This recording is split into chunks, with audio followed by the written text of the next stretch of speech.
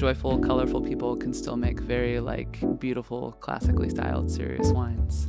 We're a couple, we make wine, and bringing people along with us has been really important. The goal is to bring people into the conversation always, and I think that's top of mind for us. This is Harmon Skurnick, and welcome to another episode of Skurnick Unfiltered. Today, I'm with Camille Elguero, a portfolio manager here at Skurnick for our American portfolio. You recently sat down with Corinne Rich and Katie Rouse, who are the owners and winemakers together of Birdhorse, which is a relatively new label that we're really excited about, right? Yeah. We sat down, we chatted about their experiences, how they met because they're a wife and wife team, and what their philosophies are. It was lovely getting to catch up with them. They were really excited to visit New York, of course, and excited to be in our office for the first time. Great. I know that they still have day jobs. Corinne is an assistant winemaker at Scribe, and right next door, Katie is an assistant winemaker at Bedrock. That's correct. They love that model. They love the opportunity to collaborate with some really great people, but also have, a side gig to kind of experiment on their own. And I believe they also together work to harvest down in South Africa with one of our favorite wineries, Mullineux.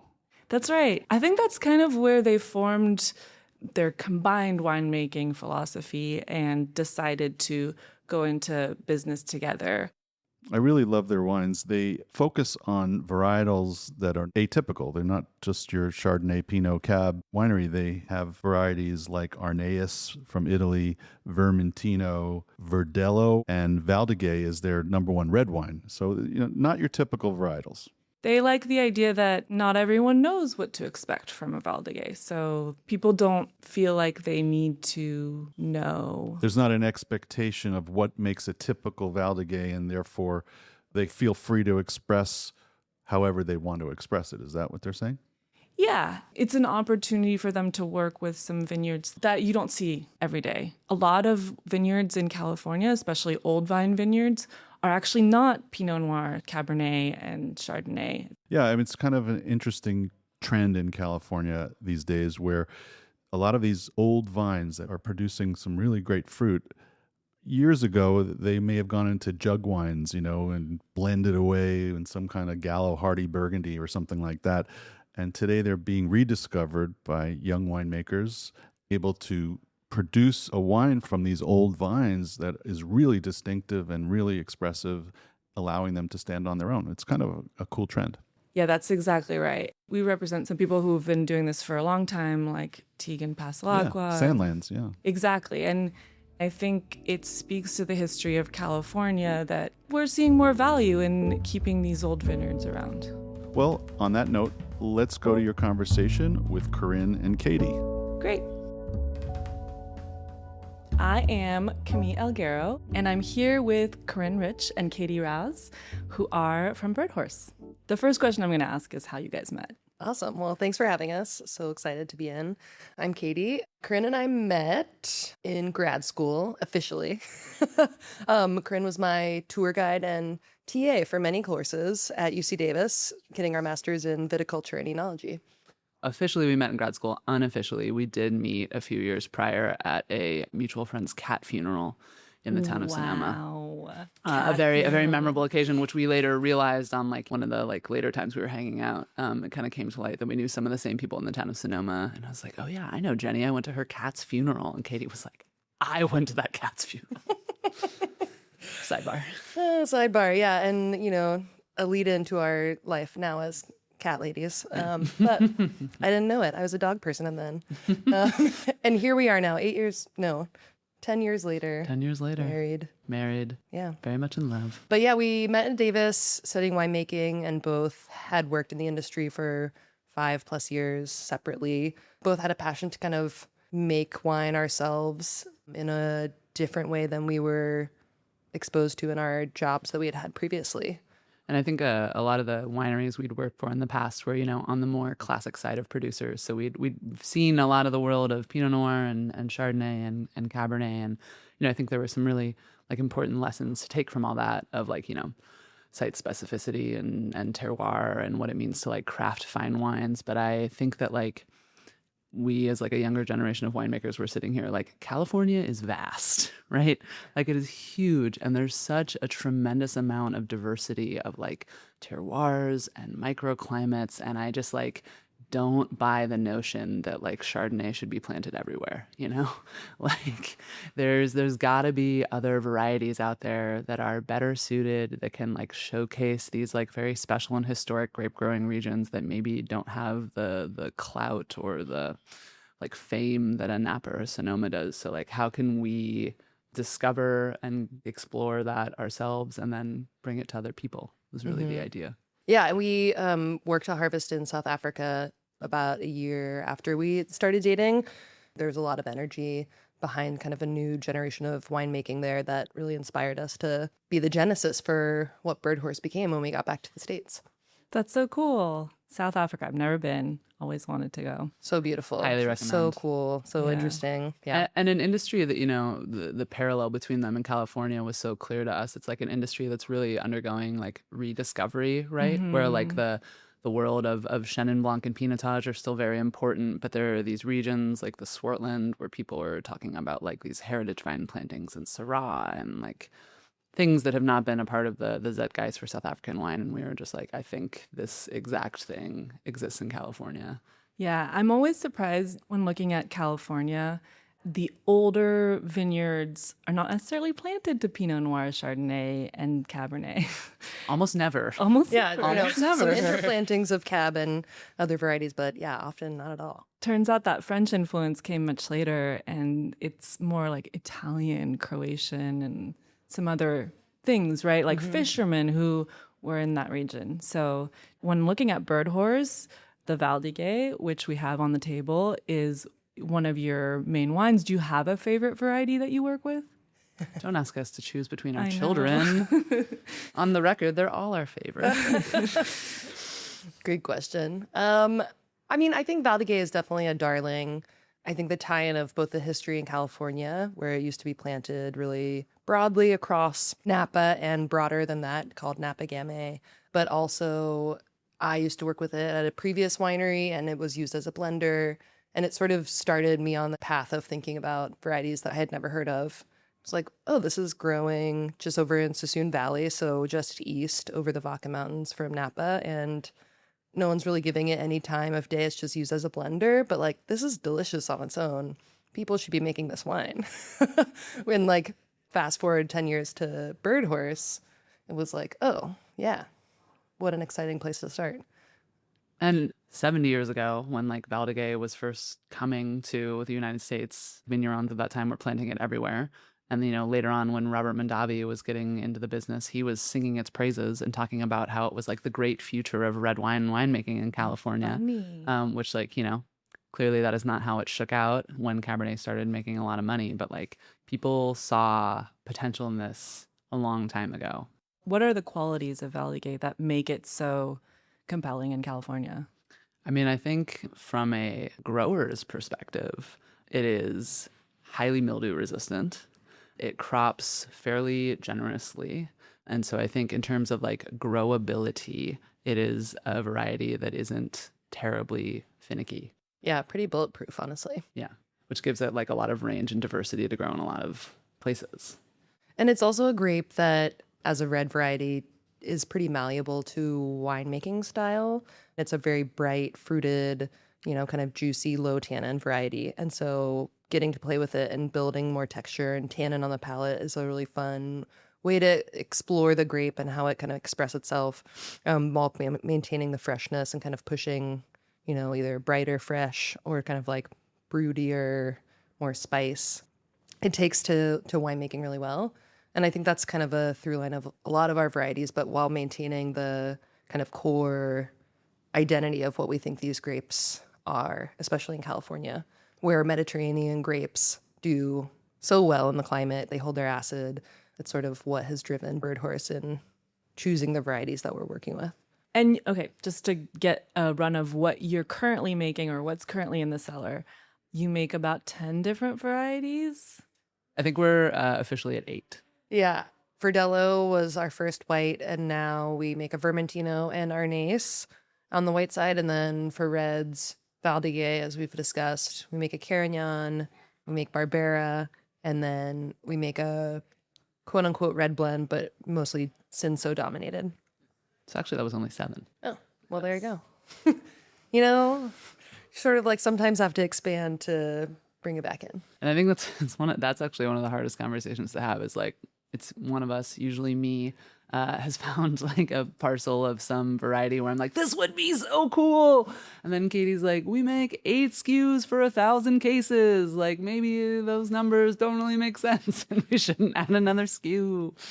So the temptation to just keep, kind of like the Pokemon mentality of got to catch them all is easy to slide into on accident. That's kind of been an evolution over the years too, where I think like it started with wanting to cast a wide net.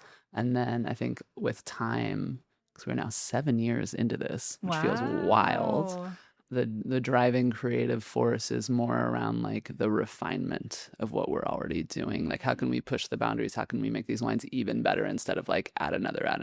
Yeah, I was going to ask how the vision for Birdhorse has changed over the years. And that kind of answers it. You're kind of refining it. I think of you guys as prioritizing site, prioritizing interesting varieties.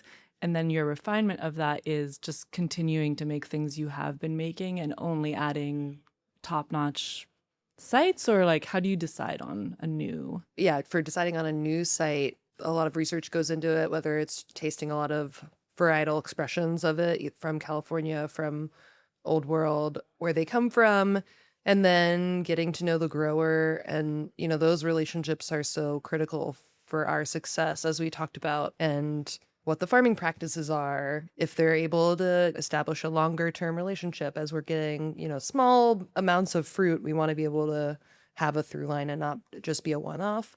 So tasting comps and then evaluating the site for what its benefits are, tasting other varieties that are grown in the vineyard, seeing how it expresses itself. And we had that exact thing like 2 years ago. We were really flirting with buying some like pretty premium Moon Mountain Sangiovese. That was like a very exciting, like cool kind of like volcanic vineyard.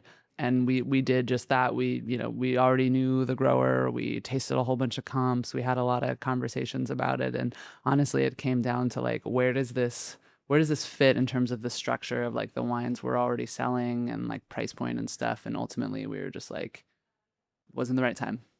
Exactly.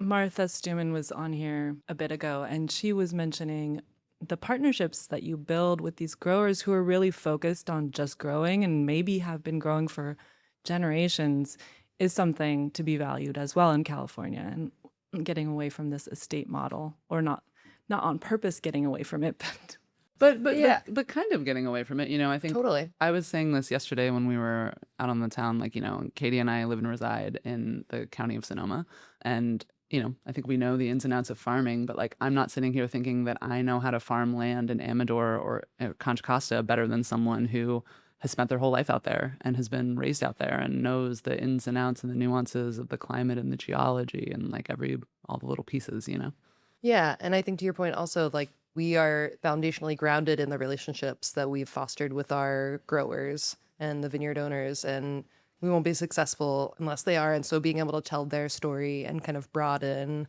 that landscape just allows us to do what we do. We make a pretty small amount of wine all in, but being able to buy the same fruit year in, year out and have discussions about farming methods and how we're getting the highest quality grapes is, I think, critical to our success as we're not landowners. It's an exciting part of the job.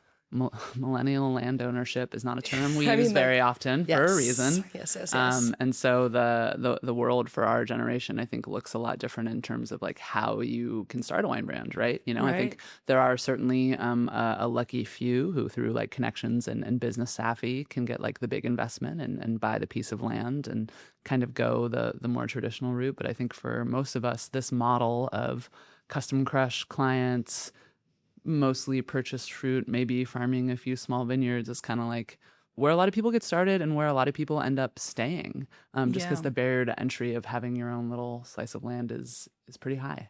And I know you both work for other wineries on the side, or rather, however you want to say that. That's common for our younger California winemakers. I'm thinking Tegan Pasalagua. I'm thinking Martha Stuman. Do you find that having multiple jobs is challenging? Or does it kind of help that you're sharing a wall, right, with Bedrock? There's no wall. We just share the whole facility. Yeah. Oh, okay. There's a curtain, but it is a joined curtain. Yeah, I mean, yeah, it's an interesting landscape of winemaking for kind of smaller, newer brands in that, I don't know, I feel like there historically has been sort of this ethos in some places of like, there are wine secrets and like, there has to be separation, and like certain businesses absolutely have like, you need to be focused fully on what we're doing. But I think that at least in our case, we're really lucky to work for brands that are really collaborative and excited about us being excited. And it's like we all lift each other up by bringing new ideas to the table, doing things differently, having different perspectives. And through getting to make our wine at Bedrock, where I work, it's afforded a lot of flexibility and creativity, I think, that we wouldn't have otherwise. And resources, of course. And we get to bounce ideas off of each other, and someone picks up an idea that we do. We pick up an idea from Morgan, or my colleague Cody has his own brand Desire Lines. So there's like a constant dialogue of winemaking, I guess. When we first started Birdhorse, there was this idea of like, can we grow this enough that this becomes somebody's full-time job, right? Like, is that the dream is to like strike out on our own and work for ourselves? And I think over time, that's the biggest thing that changed, where like, I don't think either one of us feels anymore like that is the path forward. But I think a lot of that has been because we like have really learned the joy in getting to do both, like in having a full-time job where we're working for someone else with other people, and the opportunities to like, collaboration and learn and grow, but then having this like side project that is like such a cool opportunity for like creative expression and like our own exploration. That is likely the future for us, for this brand. What's it like working so closely together? It's kind of unique to work with your life partner, your wife now. Congrats. Thank you very much. It felt so natural, and I think like an easy place to start the brand at first. And then Corinne and I started working in the cellar together and realized quickly that we both have very different ways of working. As we're both making the wines, it certainly required a little bit of patience and a natural division of labor. And division of labor, exactly. But it's interesting, like, as Katie was alluding, the maybe like day-to-day boots on the ground is we crash into each other a little bit. But I think in terms of like the vision for the brand, the vision for the wines, like those conversations have always been really easy. I think we've always been very much in alignments and kind of like see a lot of the same things or a lot of like complementary things in the varieties we work with, where when we're like spitballing ideas for tweaks we want to make, things we want to change, like those conversations have always been pretty straightforward. Exactly. Which is really cool. Yeah.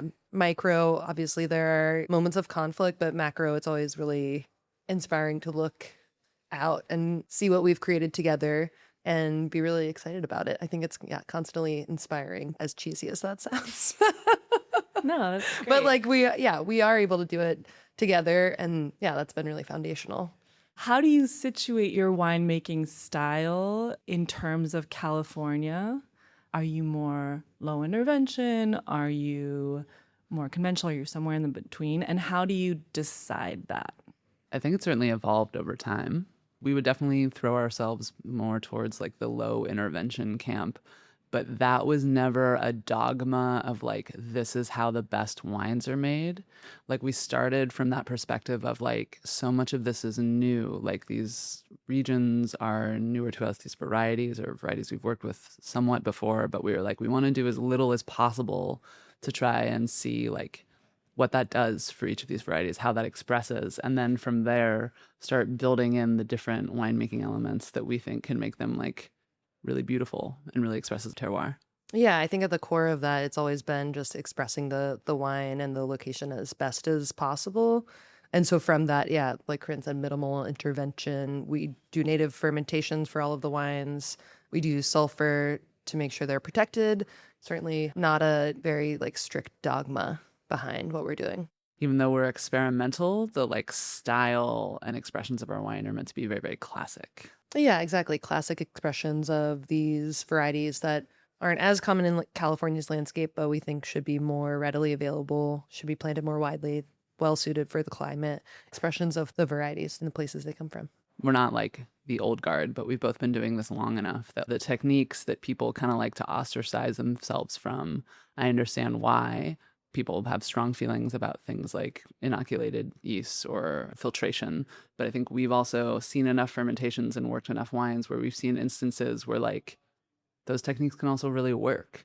And I think being prescriptive about it is where you get into wines that are sort of uninteresting and don't have like a lot of life in them. But I think if you're being very thoughtful about like selective moments where maybe some of those things can be helpful to you, you can still make really beautiful wines.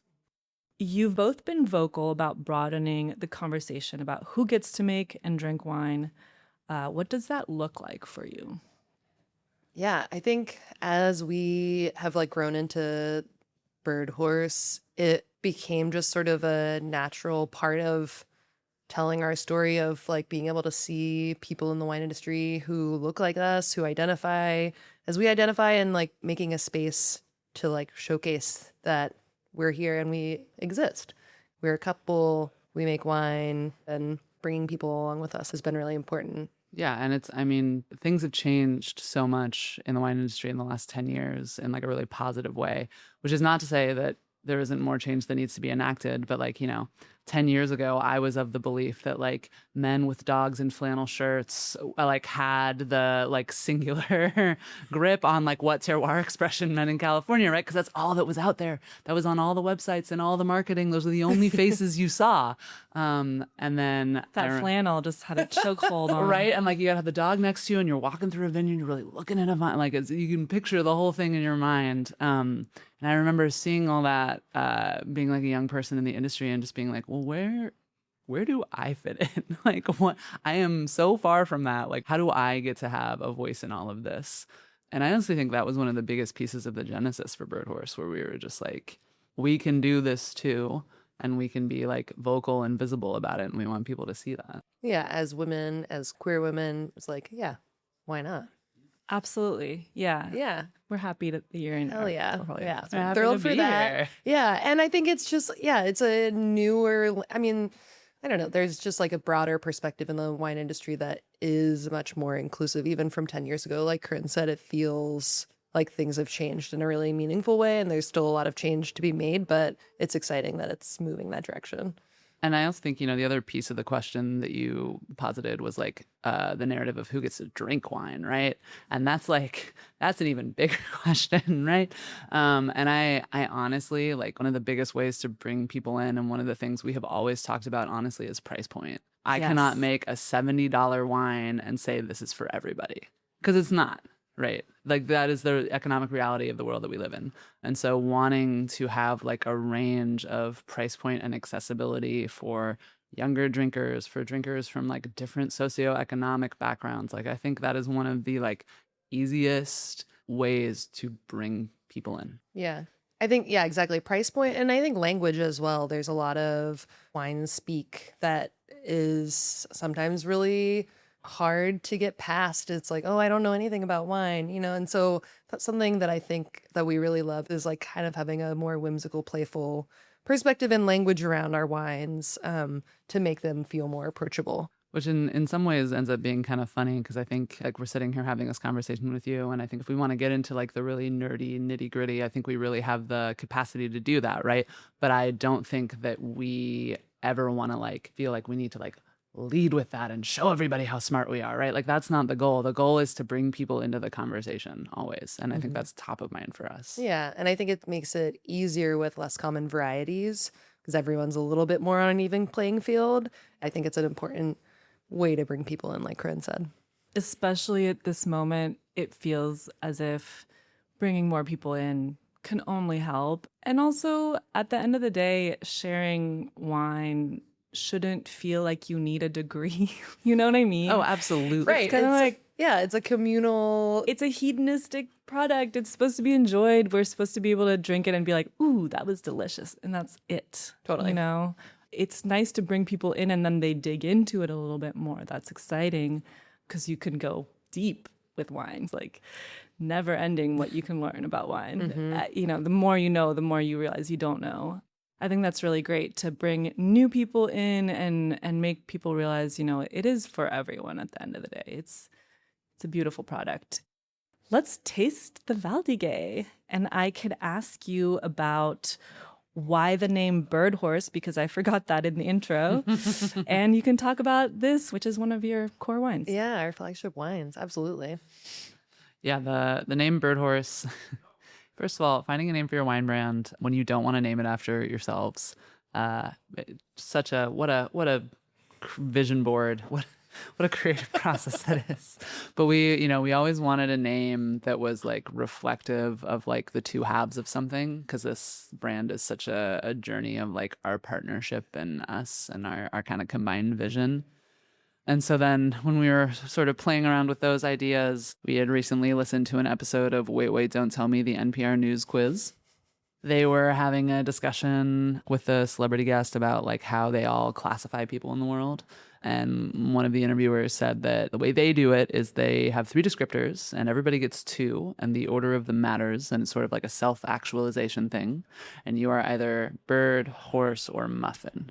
And if you listen to the taping of that like explanation on Wait, Don't Tell Me, it's very physical. They're like, you're a bird, horse, or a muffin. But we've really come to take it as Spiritual. More of an internal, introspective perspective. Obviously, that stemmed some very fruitful discussion between the two of us. You know. In which we came to the conclusion that Katie's a bird muffin and I am a horse muffin.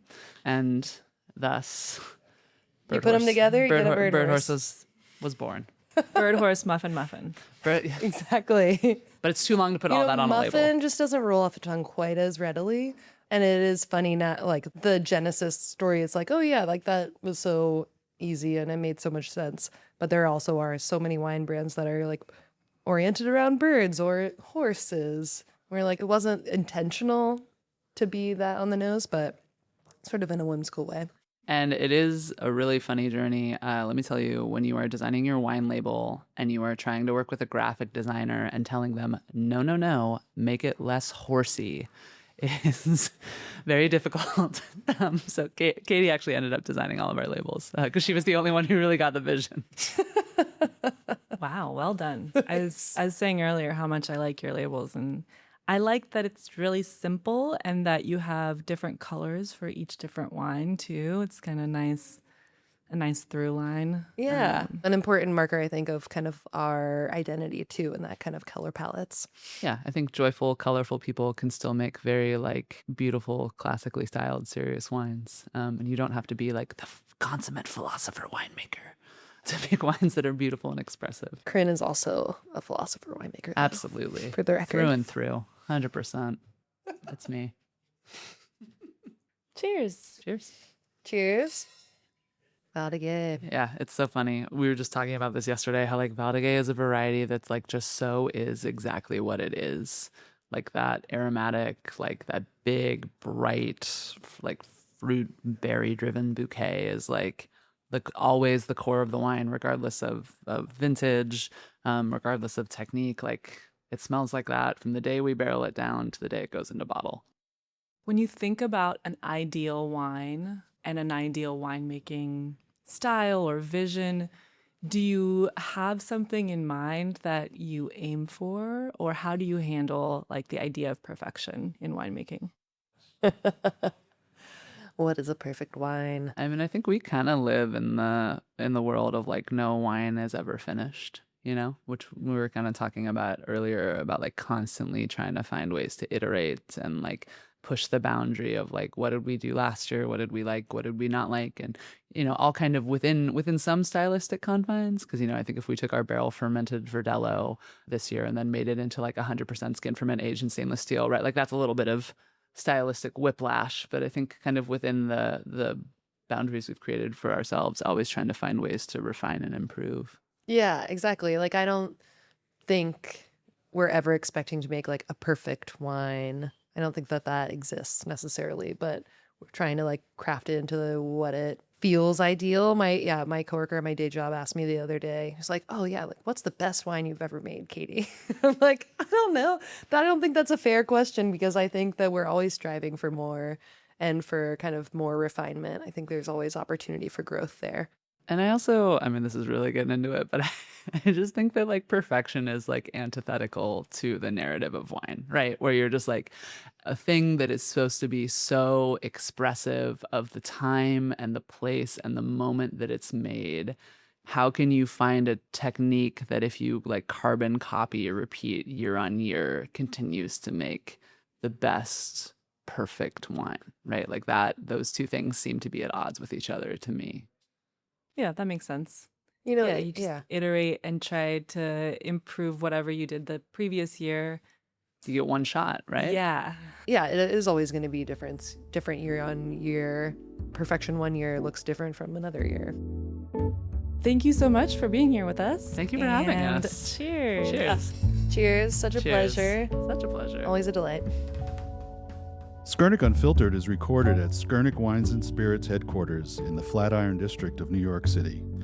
If you found the conversation interesting, please consider liking, subscribing, and leaving a review. You can stay up to date on our show and upcoming events by following Skurnik Wines on Instagram and visiting our website at skurnik.com.